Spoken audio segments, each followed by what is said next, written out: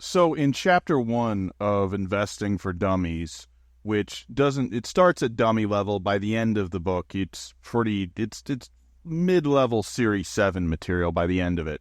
Anyway, it starts off with a comic strip where it uses a guy trying to get bread out of a toaster as a really interesting analogy for investment risk tolerance. The lowest being someone who will wait for the toast to pop out even though it's burning, and the highest being going after the toast with a metal butter knife while wearing a swimsuit and a stainless steel colander on his head.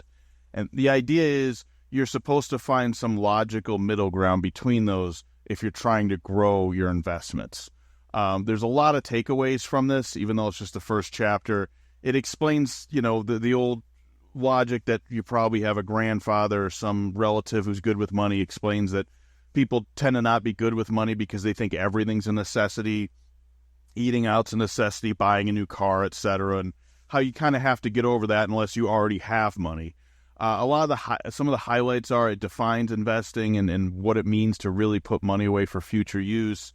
The different ways to wealth build and their fallbacks, lending investments. It gives a pretty good explanation of bonds. Years ago when I was studying for a Series 7, it gave similar but more complex explanation of what bonds are. Cash equivalents.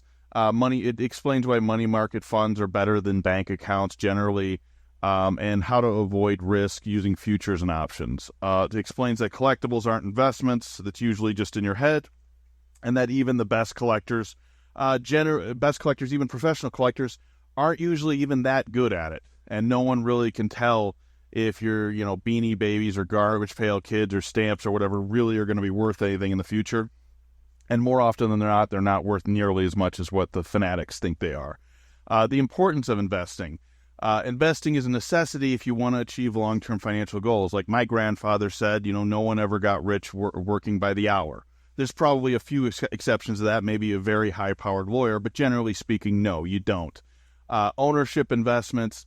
Basically, it explains how you might actually want ownership over money.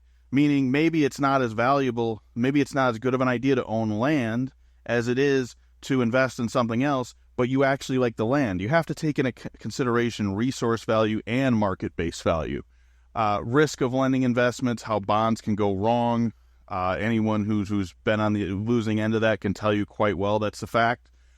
Cash management strategies, how to use, basically this is low-level interval timing is what he's talking about. How to use basically your money market as sort of a safety net, and then obviously the more you commit the money longer to get better returns. Basically the longer you commit the money, the better return you can get even with some safety. Again, collectibles are not good investments. He goes into that quite clearly. And educating yourself, you have to gain knowledge of various investment avenues to make informed decisions. And part of this whole project is to explain how an investment fiduciary, like the Spano Group, can be an excellent partner in this journey.